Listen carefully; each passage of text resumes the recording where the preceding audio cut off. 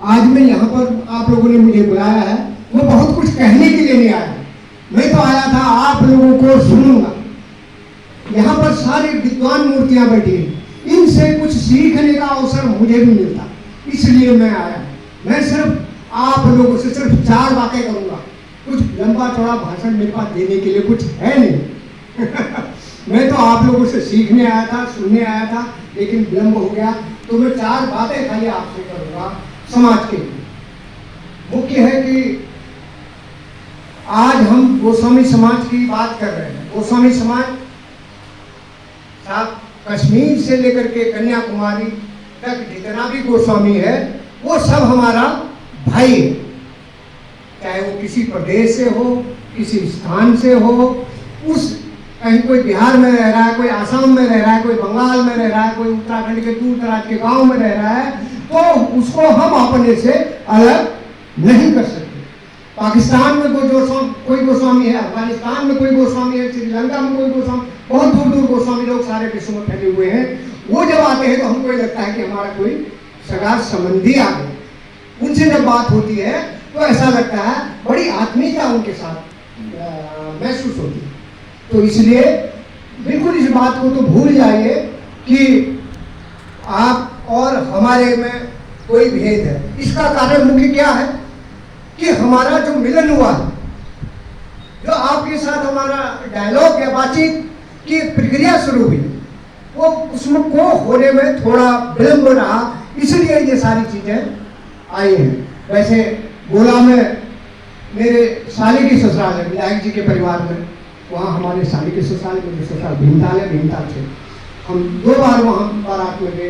विधायक जी से मिलने का अवसर मिला, उस समय वो थे समाजवादी पार्टी में थे, तो बल्कि सत्र से उसी समय रात में बड़े विलंब से पहुँचे थे। सवेरे हम लोगों ने उनको जगा दिया, तो हमने कहा हम आपसे मिलना चाहते हैं, और वो बड़ी आत्मीयता से इज्जत के आए साहब ने हमारे साथ बातचीत की, तो बड़ा अच्छा लगा। कहने का मकसद है आज ये गोस्वामी समाज के बारे में हम चिंतन कर रहे हैं। इसकी जरूरत क्यों पड़ी, समाज को संगठन की जरूरत क्यों पड़ी? क्योंकि हमारे समाज की लगातार उपेक्षा हुई, चाहे वो कोई सरकार किसी की भी रही हो, कोई भी संगठन हो, कोई भी प्रशासनिक अधिकारी हो, गोस्वामी समाज आपसे बात जरूर करेगा। जब आपको पता लगेगा गंगागिरी गोस्वामी सामने खड़ा है तो उसका नजरिया एकदम बदल जाता है। इसका क्या कारण है? ये बहुत गहराई की बात है, ये बहुत विचारणीय विषय है। इसका कारण, मुख्य कारण क्या है? हम लोगों का संगठित नहीं होना, हमारे समाज का विकास की मुख्य धारा से नहीं जोड़ना।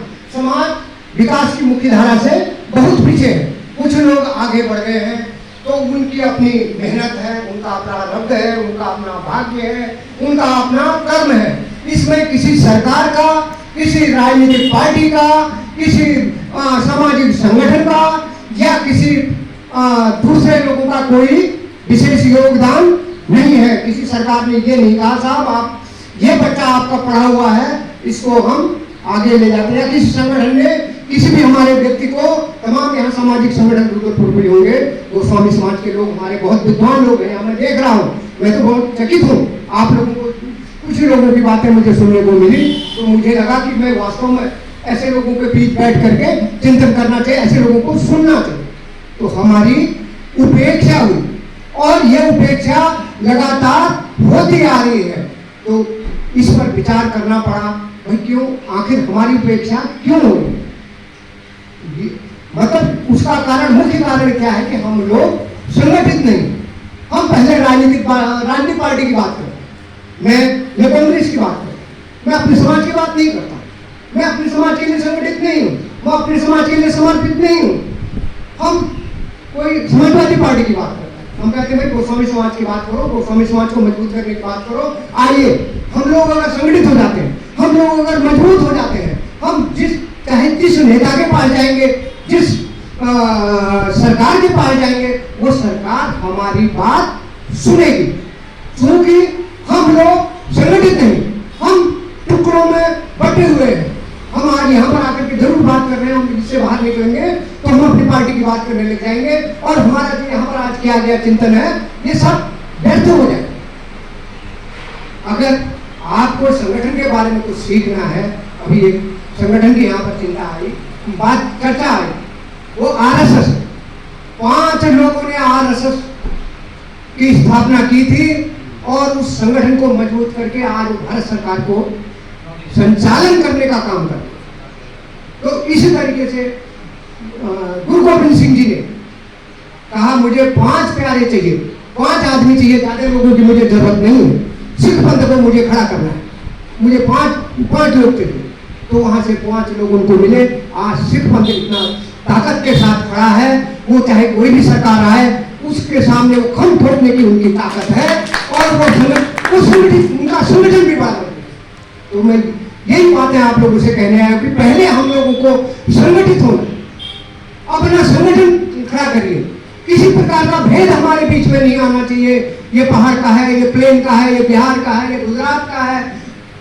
जब हम ये सारी चीजें भूल जाएंगे तो हमारा एक संगठन मजबूत होगा। आज हमें सिर्फ रुद्रपुर से 10 समर्पित लोग चाहिए जो किसी दूसरी बात न करें, सिर्फ गोस्वामी समाज की बात है, समाज के लिए खड़े हो, समाज के लिए काम करना है, समाज को आगे ले जाना है। इस बारे में कोई आदमी चिंतन करना चाहता है तो ऐसे 10 लोगों की जरूरत है।